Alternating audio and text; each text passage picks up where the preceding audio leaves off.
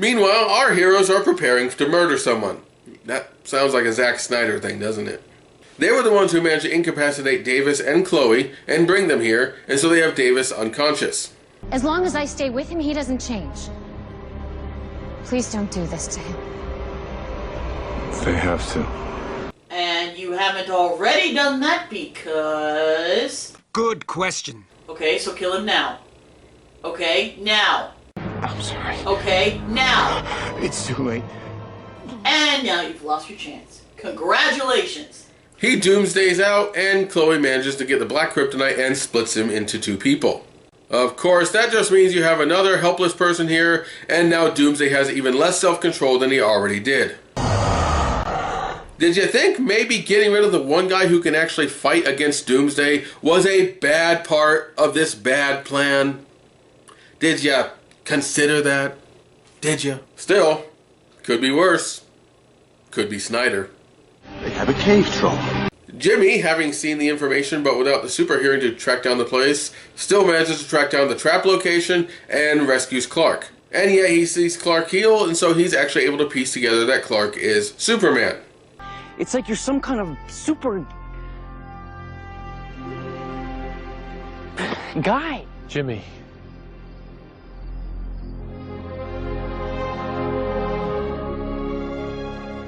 I am the Red Blue Blur. You were right. About me and about Davis. You were the only person to put it all together. You know, with this music playing and the sincerity, this is actually a really good moment. There's been some good moments in this episode. I remember not being too thrilled with this the first time I saw it, but on the second run, this isn't that bad. And Jimmy is cool with it, because this is a good version of Jimmy Olsen who actually appreciates what Clark can do and really represents what Jimmy Olsen ought to be. An innocent, decent person. Maybe a bit of a dork. Well, he needs to be a dork. Supergirl. May have just been watching too much Supergirl lately. Anything tastes delicious after dog crap. Do you still have that wedding gift? The one for Chloe that you said you never gave to her? I couldn't bring myself to get rid of it. All right, well, I need you to give it to her now. This is the kind of thing that a good Superman story has. Sincerity and hope. Or, could be worse.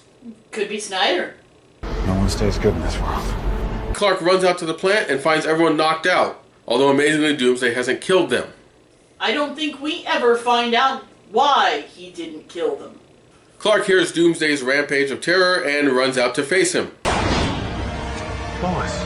Oh, okay, Clark, I get that it sucks that you're going to miss your date, but priorities, dude. Doomsday's right there. And this moment is brief but cool because we're seeing them trade blows just like in the famous comic, and we're seeing Superman stand up and protect the innocent. Yes. Clark grabs Doomsday, leaps to the plant, throws him down the shaft, and they're able to set off the explosives. There's one nice touch I like about this. By this time, Smallville had stopped being sort of a prequel to Superman, like in the very first few years, but then in later years they turned into a retelling where he kept encountering his old enemies in a new form and fought them and defeated them instead of meeting them for the first time as a hero. So by then they were doing a retelling. This seems like for a moment they're going back to the prequel, because in the original story of Doomsday, Doomsday emerged from underground buried alive, just being a pure instinct, no thought at all. Just, I hate. I want to kill everything I see. And at the time it came out, there was no origin for him. He was just a monster. They eventually worked out an origin, but in that story, he was just like the demon from beneath the earth who rose and an unthinking terror. So this is really a good way to set that possibility up. Kudos to you on that. Instead of making this like he kills Doomsday in this episode, no, we set up now the real Doomsday story. And Jimmy brings Chloe and a now fully human Davis to the place that was going to be his wedding present for her, the Watchtower. This used to be Green Arrow's Metropolis headquarters in previous seasons, and he's since abandoned it, but somehow Jimmy's gotten a hold of it, probably with Oliver's permission, and was going to give this to her as just a place to live. That's a pretty sweet start-out apartment. I see what you have sacrificed for him.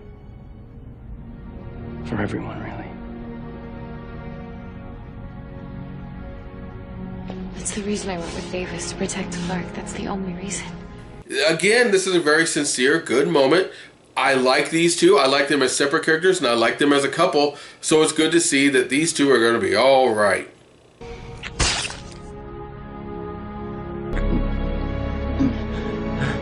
Jimmy!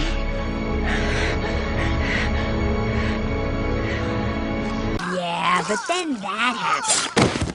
And anyone who saw this for the first time, tell me you were expecting this. I know I wasn't.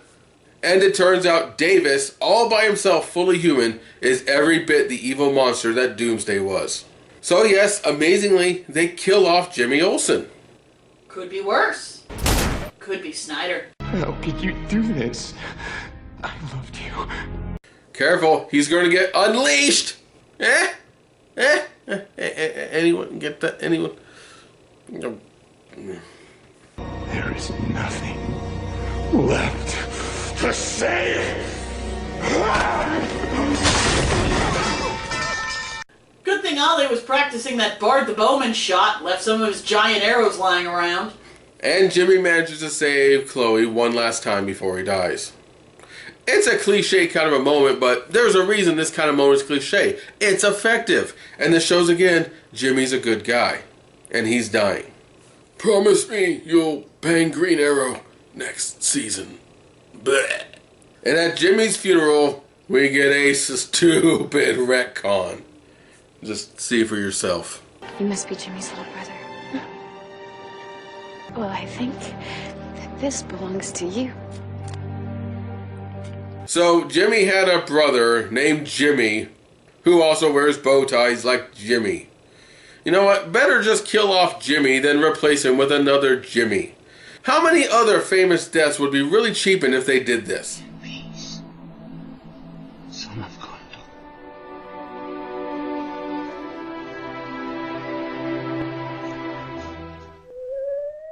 Well, I guess I'd better get to work. If you guys liked Boromir, you'll love me. I'm Boromir. Aragorn, every decision you're making is wrong, and I need to strangle a hobbit.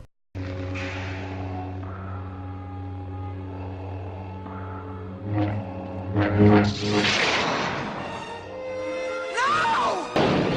Luke, run!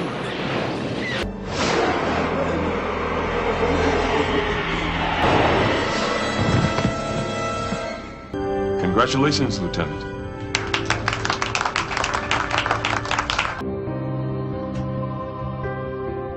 Why is he all the way over there?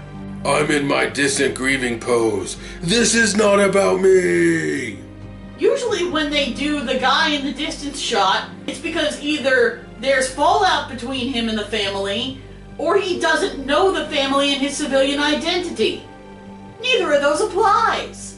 Well, we find out soon, because Clark finally talks to Chloe, and she hasn't seen him alive since he rescued them, and it turns out he feels responsible, and in a way he kind of is. Clark? I put humanity on a pedestal. It wasn't the Kryptonian beast that killed Jimmy. It was the human. Emphasis on in a way, because it really is Davis's fault that Davis murdered Jimmy. Although this is hardly a new plot twist, Clark Kent is an expert at feeling bad about things that aren't his fault. And it turns out he is going to spend all next season no longer being Clark Kent, but only being the Kryptonian superhero that he's supposed to be. And he'll wear his emo black suit to show how emo and sad he is. And yet, he'll also end up doing the bed and breakfast thing with Lois, so that's probably not going to last. Meanwhile, at the mansion, Tess sees the sphere come to life because apparently the sphere could only come to life after Doomsday was dead. Or in other words, Season 9 follows Season 8. And we see a naked man appear amidst the symbol of Zod, with many other voices around him. Cue Season 9, and if you've seen previous reviews, you know what's going to happen. So that's Doomsday. Better than I remembered it, but not flawless. Considering it was a TV budget, even for a show this successful, it was still impressive with how they did Doomsday, and frankly, I think they did a better job with him than the Zack Snyder movie, all joking aside. They also seem to understand just what Doomsday is better. But more than that, this episode still remembers that it's about Superman first. It's not about the action, it's about what the action means. And I love that they keep emphasizing Clark is going to his death knell. He is marching to his death because he's the only one who can do anything to stop this. And that is good. I also like that Clark has a plan. He's not just going to punch his way out. He wants to try to stop Doomsday however he can. If he can't kill him, he'll imprison him. Unlike Zack Snyder and company, the makers of Smallville, for all their faults, understand not only that heroism comes from choice, but that you have to have those choices make sense. Just saying, oh, he sacrificed himself, well, that's not so bad. But you need to make the sacrifice make sense. Don't make your hero stupid in order to get your drama. I have to say, I was very surprised they killed off Jimmy, and except for the stupid retcon, I thought they did an effective job with it. They never bring Jimmy back in any way. They don't bring the younger brother back for all they set him up for. Maybe at this point they were trying to go back to prequels, because now they're starting to set up the whole idea of Clark working at the Daily Planet with Lois under Perry White, so they'll have to have a young Jimmy Olsen with them and all that. Maybe, but still... But this was a really good Jimmy Olsen, one of my favorite versions of him, and as sad as I am to see him go, it's even sadder that they acted like they're just going to replace him. But Jimmy Olsen, I salute you for everything you did. So Daryl Naru, thanks for your donation. I hope I did you some justice here. So as usual, decide for yourself. But as for me, I'm calling Doomsday a pretty good episode of Smallville. Not the best, not even a top 10, but pretty good for everything it had to do.